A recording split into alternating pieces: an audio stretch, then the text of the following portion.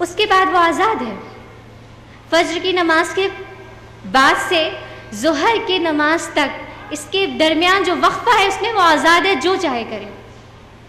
رمضان المبارک کے روزے رکھ لینے کے بعد پورے 11 مہینے وہ آزاد ہے، جو چاہے کرے. لیکن غلام جو اللہ نے فرمایا عبدو، اس کا مقصد، اس کا مطلب یہ نہیں ہے ہمیں ہمہ وقت، ہمہ تن، ہمہ وجوہ اللہ کا غلام رہنا ہے، اللہ کی بندیاں بن کر دکھانا ہے. عبادت کی بہت بڑی شکلیں ہیں یہ، نماز، روزہ، زکوٰۃ، حج. یہ ہمیں بڑی عبادت کے لیے تیار کرتی ہیں، فورس کرتی ہیں ہمہ وقت عبادت کے لیے. آج کل دنیا میں کوئی بھی مجلس، افسوس صد افسوس، ایسی نہیں جو غیبت سے خالی ہو. اور اس میں نہ ہم خواتین ملوث ہوتے ہیں بلکہ مرد حضرات بھی اس سے محفوظ نہیں. کوئی بھی مجلس ایسی نہیں ہے جو بغیر غیبت کیے اٹھ جائے، ختم ہو جائے. اب مجلس میں غیبت ہو رہی ہے، ہم بھی اس میں ہیں، اللہ نے ہمیں بھی زبان عطا کی ہے، ہم بھی غیبت کر سکتے ہیں. لیکن اس وقت کی خاموشی، اس وقت کا سکوت ہمارے لیے عبادت ہے. رزق کے لیے ہر انسان پریشان ہے، اپنا گھر چھوڑتا ہے، اپنے اہل و عیال چھوڑتا ہے، شہر چھوڑتا ہے، حتیٰ کہ ملک بھی چھوڑتا ہے رزق کے لیے. اب ہمیں یہ تلاشنا کہ رزق میں اللہ نے حلال کا حکم دیا ہے، اب اس میں جو ہم مجاہدہ کریں گے، جو بھی تکالیف برداشت کریں گے، وہ ہمارے لیے عبادت ہوگی. یعنی ہمیں ہر عمل میں یہ سوچنا کہ اس میں اللہ کا کیا حکم ہے، ہمارے نبی کریم صلی اللہ علیہ وسلم کا کیا طریقہ ہے. اس طرح سے زندگی گزارنا یہ عبادت ہے. علامہ شیخ سعدی رحمۃ اللہ علیہ نے کیا خوب فرمایا، زندگی آمد برائے بندگی، زندگی بے بندگی شرمندگی. جو زندگی ہمیں عطا کردہ اللہ کی جانب سے ہے، یہ بندگی کے لیے، اللہ کی اطاعت اور اس کی فرما برداری کے لیے ہے. اگر اس زندگی میں بندگی شامل نہیں ہے، اللہ کی عبادت شامل نہیں ہے، فرما برداری شامل نہیں ہے، اس کی اطاعت شامل نہیں ہے، تو یہ زندگی شرمندگی ہوگی. شرمندگی کب ہوگی؟ جب ہم روز حشر اپنے آقا کے سامنے کھڑے کیے جائیں گے. تب اللہ تعالیٰ آج بھی ہم پر قابض ہے، جو چاہے کر سکتا ہے، لیکن اس وقت کیونکہ جزا اور سزا کا وقت ہوگا، تب اللہ تعالیٰ ہم سے پوچھیں گے کہ ہم نے جو تمہیں زندگی دی تھی اس کو کس کام میں خرچ کی. تب ہمیں حساب دینا ہوگا اپنا. اس لیے ہمیں ہر عمل میں، اپنے ہر قول میں، اپنے ہر فعل میں اس بات کی کوشش کرنی ہے، یہ بات سوچنا ہے، اس کو ڈھونڈنا ہے، اس کو تلاشنا ہے کہ اس میں میرے اللہ کا کیا حکم ہے اور اس میں میرے نبی کا کیا طریقہ ہے. متفق علیہ روایت ہے کہ اسلام کی بنیاد 5 ستونوں پر قائم ہے. نمبر 1، گواہی دینا کہ اللہ کے سوا کوئی معبود نہیں اور محمد صلی اللہ علیہ وسلم اس کے بندے اور رسول ہیں. اس کا دوسرا جز ہے نماز. اس کا تیسرا جز ہے زکوٰۃ، روزہ، حج. 5 اہم پلرز ہیں اسلام کے. عبادت رب اور بندگی رب میں جو سب سے بڑی رکاوٹ درپیش آتی ہے انسان کو، وہ ہے انسان کی غفلت، اس کا نسیان، اس کی بھول. انسان کو نہ جانے کتنے تفکرات ہوتے ہیں، نہ جانے کتنی فکریں ہوتی ہیں جس میں وہ ہمہ وقت الجھا ہوتا ہے، منہمک ہوتا ہے، مصروف ہوتا ہے، مشغول ہوتا ہے، اور وہ بھول جاتا ہے. کیا بھول جاتا ہے؟ عبادت بھول جاتا ہے. تو اللہ نے اس کی مصروفیات سے باہر کھینچ کر لانے کا جو نظام قائم کیا وہ ہے نماز پنجگانہ. فار ایگزامپل، ہم اگر اسٹوڈنٹ ہیں تو ہمارے لیے بہت سارے کام ہوتے ہیں، ہمیں اسائنمنٹ بنانا ہوتا ہے، پروجیکٹس مکمل کرنے ہوتے ہیں، ہوم ورک کرنے ہوتے ہیں، بہت سے کام ہوتے ہیں، ان میں ہم گھرے ہوتے ہیں. اب اس میں سے کھینچ کر باہر لانے والی چیز نماز ہے. اگر ہم ہاؤس لیڈی ہیں، ہاؤس وائف ہیں، تو ہمارے اوپر گھر کی ذمہ داریاں، شوہر کی ذمہ داریاں، بچوں کی تعلیم اور تربیت، اس میں ہم اس قدر الجھ جاتے ہیں گھریلو ذمہ داریوں میں کہ ہم بھول جاتے ہیں کہ ہم اللہ کی بندی ہیں. تو اللہ نے اس کے لیے 5 وقت ہمیں اپنے آگے کھڑا کرنے کا ایک نظام قائم کیا ہے نماز. اسی لیے اللہ سبحانہ و تعالیٰ نے سورۃ طٰہٰ میں فرمایا اقم الصلاۃ للذکر، نماز کو قائم کرو میری یاد کے لیے. اور نماز اللہ کا سب سے محبوب ترین عمل ہے. حضرت عبداللہ بن مسعود رضی اللہ عنہ بہت پریشان تھے کہ اللہ کے نزدیک سب سے بڑا عمل کون سا ہے. آپ صلی اللہ علیہ وسلم سے پوچھا کہ یا رسول اللہ کے نزدیک سب سے بڑا عمل کون سا ہے؟ تو آپ صلی اللہ علیہ وسلم نے ارشاد فرمایا کہ اول وقت نماز کا مقصد کیا ہو کہ ہماری جو زندگی ہے وہ صفت صلاۃ پر آ جائے. جس طرح نماز بھی ہمارے اعضاء اللہ کے حکم اور نبی کے طریقے پر چلتے ہیں، اسی طرح نماز کے باہر بھی اللہ کے حکم اور نبی کے طریقے پر چلنے والے بن جائیں. نماز کے ذریعے ہمیں اللہ کا قرب حاصل ہوتا ہے. ہم اگر بیت اللہ شریف سے چمٹ کر کھڑے ہو جائیں تو بھی ہم اللہ کے اتنے نزدیک نہیں ہو سکتے جتنا کہ نماز کی حالت میں ہوتے ہیں. تو نماز پنجگانہ کیا ہے؟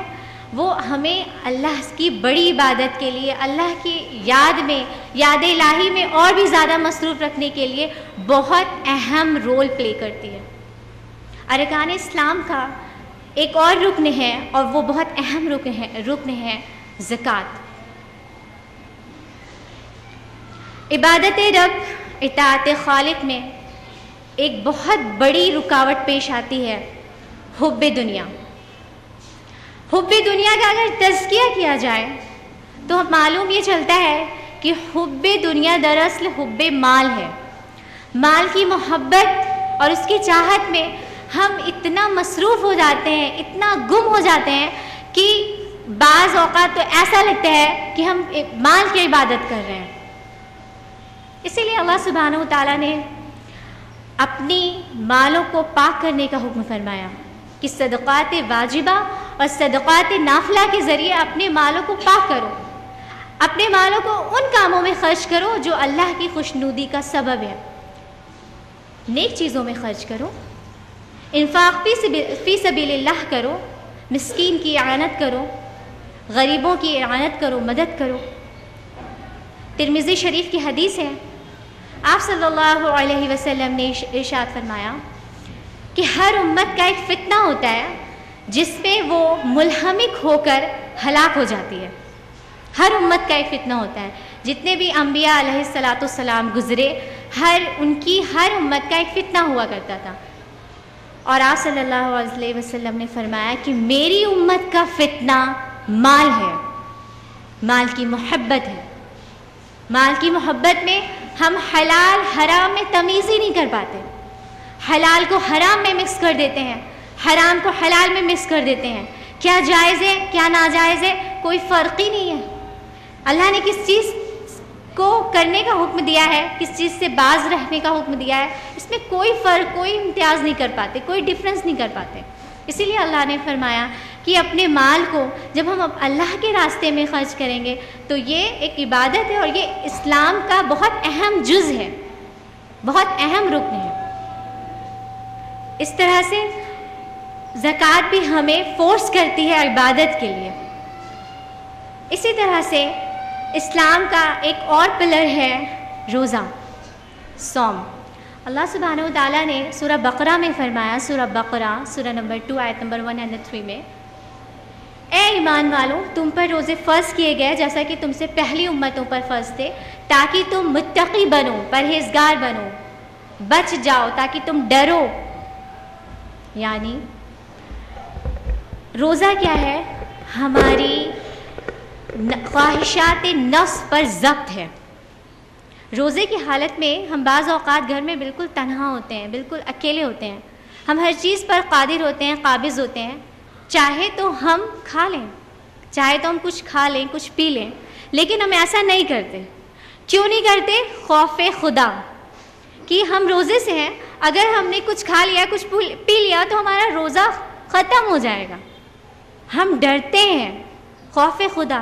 تو یہ خوف خدا ہر وقت ہمارے دل میں کیوں نہیں موجود ہوتا؟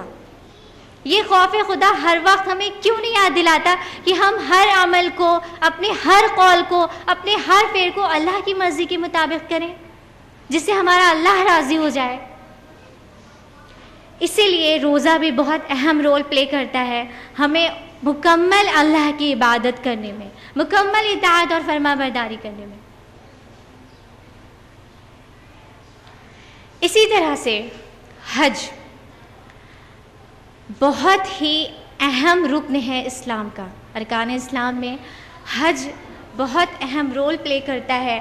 ہمیں جب ہم اپنے گھر سے حج کے سفر میں جاتے ہیں اور حج کے سفر سے واپسی تک جو بھی مرحلے پیش آتے ہیں اس میں ایک طرح سے عبادت ہوتی ہے اور مکمل عبادت ہوتی ہے، اور اس میں سارے اجزاء اسلام کے شامل ہو جاتے ہیں. نماز، یاد الہی، قربانی، انفاق فی سبیل اللہ بھی ہوتا ہے. اس میں مشقت بھی ہوتی ہے کہ ہم اپنے گھر کو چھوڑ کے جاتے ہیں، سفر میں مشقتی ہے، سفر دراصل مشقتی ہوتا ہے. عرفات کے میدان میں ٹینٹ میں رہنا ہوتا ہے. تو اس طرح سے ہم حج کے موقع پر مکمل عبادت کر رہے ہوتے ہیں اللہ کی، اور یہ ہمیں تیار کرتا ہے مکمل عبادت کے لیے. حج کیونکہ چند ایام ہوتے ہیں، اس کے 40-45 روز مقرر ہوتے ہیں، پھر اس کے بعد ہم گھر واپس آ جاتے ہیں، پھر ہم بھول جاتے ہیں کہ ہم اللہ کی تخلیق ہماری اللہ نے اس لیے کی ہے کہ ہم اللہ کی مکمل اطاعت اور فرما برداری کریں، اس کی عبادت کریں. ہر وقت ہم ایک ملازمہ نہیں ہیں، ہم اللہ کی بندیاں ہیں، اور ہمیں ہمہ وقت، ہمہ تن، ہمہ وجوہ، ہر حال میں ہمیں اس بات کی فکر ہو کہ ہمارے اللہ کا کیا حکم ہے، ہمارے نبی کا کیا طریقہ ہے. جو بھی قدم اٹھا رہے ہیں اس میں یہ دیکھیں کہ یہ اللہ کی مرضی کے خلاف تو نہیں ہے، ہمارے آقا کی مرضی کے خلاف تو نہیں ہے.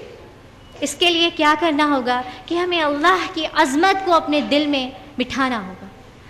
حاکم کی عظمت جب دل میں ہوتی ہے تبھی اس کے حکم کی بھی عظمت ہوتی ہے. ہم اپنے پیرنٹس کا کہنا کیوں مانتے ہیں؟ ہم اپنے والدین کی خدمت کرتے ہیں. کوئی بھی بات، کوئی بھی فعل ایسا نہیں کرنا چاہتے کہ جس سے ان کی دل شکنی ہو، جس سے ان کا دل ٹوٹ جائے. کوئی بھی کام ایسا نہیں کرتے ہیں. اسی طرح اللہ بادشاہوں کا بادشاہ، اس کی بھی عظمت اگر ہم دل میں لائیں گے تو انشاءاللہ ہم اس کے تمام احکامات پر چلیں گے، اور ان پر چلنا ہمارے لیے انشاءاللہ ثم انشاءاللہ آسان ہو جائے گا. کیونکہ اللہ سبحانہ و تعالیٰ نے خود فرمایا ہے کہ جب بندہ مجھے اپنے دل میں یاد کرتا ہے تو میں بھی اسے اپنے دل میں یاد کرتا ہوں، اور جب وہ میرا مجمع میں تذکرہ کرتا ہے تو میں اس مجمع سے بہتر یعنی فرشتوں ملائکہ کی مجلس میں اس کا ذکر کرتا ہوں. اور جب وہ میری طرف ایک بالشت آتا ہے تو میں اس کی طرف ایک ہاتھ متوجہ ہوتا ہوں، اور جب وہ میری طرف چل کر آتا ہے تو میں اس کی طرف دوڑ کر جاتا ہوں. یعنی اب اگر ہمیں اس میں اعمال صالحہ میں اللہ کی عبادت کرنے میں جو بھی مشقت ہو رہی ہے، جو بھی تکلیف ہو رہی ہے، اس کو اگر ہم برداشت کر رہے ہیں تو اس میں اللہ بھی ہماری جانب دوڑ کر آ رہا ہے اس چیز کو کہ اللہ ہمیں تھام لے گا. ہمیں جو بھی اس کی راہ میں رکاوٹ آئے اسے برداشت کرنا خوشنودی کے ساتھ. آخر میں میں اپنی گفتگو کو سورہ بینہ کی ایک آیت سے ختم کرنا چاہوں گی. سورہ بینہ، سورہ نمبر 98، آیت نمبر 5. وَمَا أُمِرُوا إِلَّا لِيَعْبُدُوا اللَّهَ مُخْلِصِينَ لَهُ الدِّينَ حُنَفَاءَ وَيُقِيمُوا الصَّلَاةَ وَيُؤْتُوا الزَّكَاةَ وَذَلِكَ دِينُ الْقَيِّمَةِ. اور ان کو اس کے سوا کوئی حکم نہیں دیا کہ وہ اللہ کی عبادت کریں اور اپنی اطاعت کو اس کے لیے خالص کر کے ایک سو ہو کر نماز قائم کرے، زکوٰۃ دے، اور یہی طرز نظام، یہی طرز عمل مکمل صحیح ہے، درست ہے. وآخر الدعوانا الحمد للہ رب العالمین، والسلام علیکم ورحمۃ اللہ وبرکاتہ. جزاکم اللہ خیرا کثیرا. جزاک اللہ خیرا سسٹر کائنات. ہم سبھی نے سنا اعمال صالحہ کی پہلی قسم عبادت کے تعلق سے. ہم سبھی نے جانا کہ عبادت صرف فرض عبادت کو پورا کر لینا ہی نہیں بلکہ ہر پل اللہ کا حکم بجا لانا ہی حقیقی عبادت ہے. تو انشاءاللہ تعالی ہم ہر پل اللہ کے حکم کی پیروی کریں گے انشاءاللہ تعالی. اور آج کے پروگرام کی دوسری اسپیکر ہیں مس اسما پروین. مس اسما پروین گریجویٹ ہیں اور IERO کی سینئر گروپ کی ممبر ہونے کے ساتھ ہی ساتھ تقوی اسلامک اسکول کی ٹیچر بھی ہیں. مس اسما پروین کی زندگی کا مقصد اللہ کی رضا کو حاصل کرنا ہے اور وہ اسی مقصد کو پورا کرنے کے لیے جدوجہد کر رہی ہیں. مس اسما پروین سے ہم ریکویسٹ کریں گے کہ وہ مائک پر آئیں اور اپنے گفتگو سے ہم سب کو فیض یاب کریں. مس اسما پروین. نحمده ونصلي على رسوله الكريم اما بعد. الحمد لله والصلاة والسلام على رسول الله وعلى آله وصحابه أجمعين اما بعد. وأعوذ بالله من الشيطان الرجيم. بسم الله الرحمن الرحيم. إنما المؤمنون إخوة. بسم الله الرحمن الرحيم. رب اشرح لي صدري ويسر لي أمري واحلل عقدة من لساني يفقهوا قولي. عزیزی سامعات، میں آپ سبھی کا تہہ دل سے خیر مقدم کرتی ہوں. السلام علیکم ورحمۃ اللہ وبرکاتہ. جیسا کہ آپ کو معلوم ہی ہو گیا کہ آج کے اس سیمینار کا ٹاپک ہے اقسام اعمال صالحہ اور میری گفتگو کا موضوع ہے اخلاق. ہم انسانوں پر دو طرح کے حقوق ہیں، ایک حقوق اللہ اور دوسرا حقوق العباد. حقوق اللہ یعنی اللہ کے حقوق جس کو ہم اس کی عبادتوں کے ذریعے ادا کر سکتے ہیں، اور عبادت کے بارے میں ابھی ہم نے مس کائنات سے تفصیل سے جانا. دوسرا حقوق ہے حقوق العباد یعنی بندوں کے حقوق جو کہ باہم معاملات اور تعلقات کے ادا ہوتے ہیں، اور اسی تعلق کو باحسن اور خوبی انجام دینے کو اخلاق کہتے ہیں. اخلاق سے مراد باہم بندوں کے حقوق و فرائض کے وہ تعلق ہیں جن کو ادا کرنا ہر مسلمان کے لیے ہر انسان کے لیے مناسب بلکہ ضروری ہے. اور اسلام کے جو 5 پلرز ہیں ان کا بنیادی مقصد بھی انسان کے اخلاق حسنہ کی تربیت اور تکمیل ہے. یعنی جو 5 پلرز ہیں، 5 ارکان جو اسلام کے ہیں، ان کی بنیاد میں اخلاقی خوبیوں کا راز مضمر ہے. اور اسلام کی اصلاح میں انسان کی اس قلبی کیفیت کا نام جو ہر قسم کی نیکیوں اور پرہیزگاریوں سے بھرا ہوا ہے وہ ہے تقوی. اور تقوی والے لوگ کون ہیں؟ جن کے اندر یہ اوصاف پائے جاتے ہیں جس کا ذکر اللہ تعالیٰ قرآن مجید میں کرتا ہے. اللہ تعالیٰ فرماتا ہے سورہ بقرہ سورہ نمبر 2 آیت نمبر 177 میں، نیکی یہ ہی نہیں ہے کہ تم اپنا منہ مشرق و مغرب کی طرف کر لو، بلکہ حقیقتاً اچھا وہ شخص ہے جو ایمان لایا اللہ پر، قیامت کے دن پر، فرشتوں پر، کتابوں پر اور نبیوں پر، جو مال سے محبت ہونے کے باوجود اپنے قرابت داروں، یتیموں، مسکینوں، مسافروں اور سوال کرنے والوں کو دے، غلاموں کو آزاد کرے، نماز کی پابندی کرے، زکوٰۃ کی ادائیگی کرے، جب وعدہ کرے تو اسے پورا کرے، تنگ دستی، دکھ، درد اور لڑائی کے وقت صبر کرے. یہی سچے لوگ ہیں اور یہی پرہیزگار ہیں. یعنی راست بازی اور تقوی کا پہلا نتیجہ جس طرح سے ایمان ہے، اسی طرح سے دوسرا لازمی نتیجہ اخلاق ہے. اور آج عرف عام میں اخلاق کا معنی کیا سمجھا جاتا ہے؟ آدمی ایک دوسرے کے ساتھ خندہ پیشانی کے ساتھ پیش آ جائے، مسکرا کر ان سے مل لے، نرمی سے بات کر لے اور ہمدردی کے کچھ الفاظ ادا کرتے، بس اسی کو اخلاق سمجھتے ہیں نا. بے شک یہ باتیں اخلاق ہیں، لیکن اسلامی شریعت میں اخلاق کا معنی بہت وسیع ہے. یہ ساری چیزیں بھی شامل ہیں اخلاق میں، لیکن صرف یہ ہی نہیں ہے. جیسا کہ ہم آپ کے سامنے چند اخلاقی خوبیوں کا ذکر کریں گے. جس طرح سے اچھے اخلاق میں یہ شامل ہے کہ ہم جب بھی کسی سے ملیں نرمی کے ساتھ پیش آئیں، ان کے ساتھ سختی کا مظاہرہ نہ کریں.